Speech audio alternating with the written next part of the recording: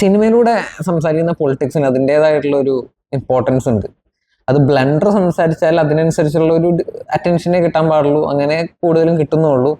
അത് റിയാലിറ്റി സംസാരിച്ചാൽ, യഥാർത്ഥ പൊളിറ്റിക്സ്, ഒരു സാധാരണക്കാരൻ്റെ പൊളിറ്റിക്സ് സംസാരിച്ചാൽ അതിന് കിട്ടേണ്ട അറ്റൻഷൻ അതിന് ഇത് കിട്ടുന്നുമുണ്ട്. ശരിക്കും മെയിൻലി ഇന്ത്യയിൽ തമിഴ് സിനിമയിലാണ് അങ്ങനത്തെ ഒരു റവല്യൂഷൻ ആയിട്ടുള്ള ഒരു വിപ്ലവം പോലത്തെ ഒരു സംഭവം ഉണ്ടായിട്ടുള്ളത്.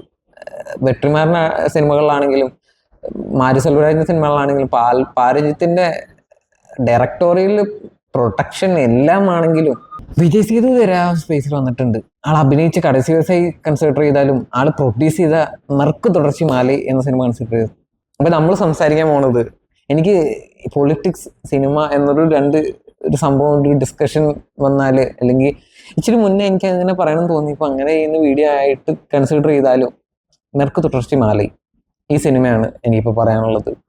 ഒരു പൊളിറ്റിക്സ്, ഒരു സാധാരണക്കാരൻ്റെ പൊളിറ്റിക്സ് പറയുന്ന സിനിമ, ഒരു പൊളിറ്റിക്സ് എന്നൊരു ഫാക്ടർ ഒരു സിനിമ ഡിസ്കഷനിൽ വന്നാൽ എനിക്ക് പറയാനുള്ളത് നറുക്ക് തുടർച്ചി മാലയെ കുറിച്ചാണ്.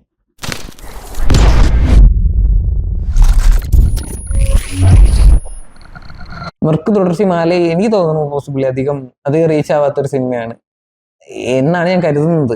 എൻ്റെ സർക്കിളിൽ പലയിടത്ത് ചോദിച്ചപ്പോഴും ആർക്കും അറിയില്ല. അതറിയുന്നവർ തന്നെ വളരെ ചുരുക്കം. ഞാനെൻ്റെ ഒരു ഫ്രണ്ട് കുറേ കാലം മുന്നേ കണ്ട് സ്റ്റോറി ഇട്ട്, അവനങ്ങനെ ചുമ്മാ സ്റ്റോറി ഇട്ടില്ല എന്നുള്ളൊരു മൈൻഡിൽ എടുത്ത് കണ്ട സിനിമയാണ് നറുക്ക് തുടർച്ചി മാല. എനിക്ക് ഭയങ്കര ഒരു ഇമ്പാക്റ്റ് ആണ് സിനിമ. പോസിബിളി ഞാൻ സിനിമേനെ അപ്രോച്ച് ചെയ്യുന്ന രീതി തന്നെ മാറ്റിയിട്ടുള്ള ഒരു സിനിമയായിട്ട് എനിക്ക് നറുക്ക് തുടർച്ചി മാല വന്നിട്ടുണ്ട്.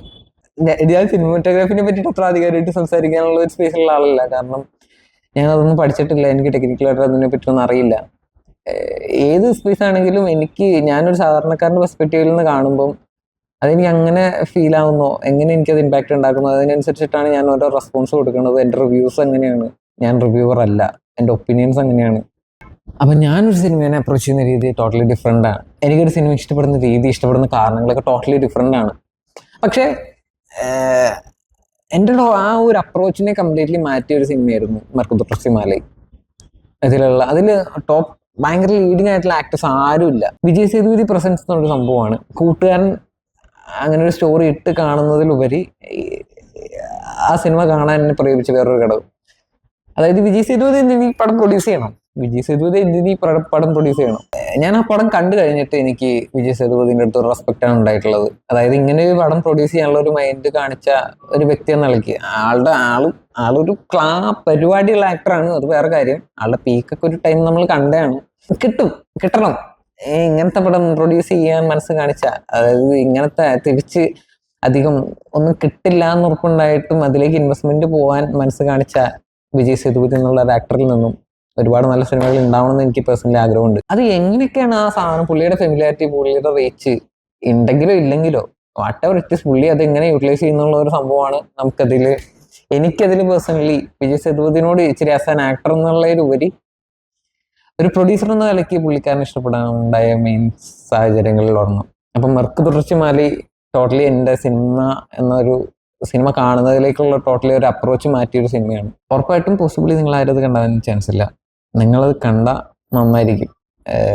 ഇത് 5FKക്ക് പോയിട്ട് കാർഡ് എടുത്തിട്ട് അത് കാണിച്ചിട്ട് അത് സ്റ്റോറി ഇട്ടിട്ട് അങ്ങനെ നടക്കുന്നതിനേക്കാൾ ഉപരി ഇങ്ങനത്തെ സിനിമകൾ പല സ്ഥലങ്ങളിലായിട്ട് അവിടെ ഇവിടെയൊക്കെ ആയിട്ട് ഉണ്ട്. നമ്മളൊരു ലാംഗ്വേജ് ബാരിയർ, 5FK എന്ന് പറയുമ്പോൾ ലാംഗ്വേജ് ബാരിയർ ഇല്ല എന്നുള്ളൊരു സംഭവം തന്നെയാണ്. ലാംഗ്വേജ് ബാരിയർ ഇല്ല, അങ്ങനെ ചിന്തിച്ച് അങ്ങനെ അപ്രോച്ച് ചെയ്താൽ കൂടിയിട്ട് ഒരുപാട് പടങ്ങൾ അവിടെ ഇവിടെയൊക്കെ ആയിട്ട് കിടപ്പുണ്ട്. അപ്പൊ നമ്മൾ കണ്ടുപിടിച്ചത് കാണുക എന്നുള്ളൊരു പരിപാടിയാണ്. നറുക്ക് തുടർച്ചി മാലയും അതേപോലെ കാണാവുന്ന ഒരു പരിപാടിയാണ്, വേറെ ഒന്നുമില്ല, കാണാന്നുള്ളത് തന്നെയാണ്.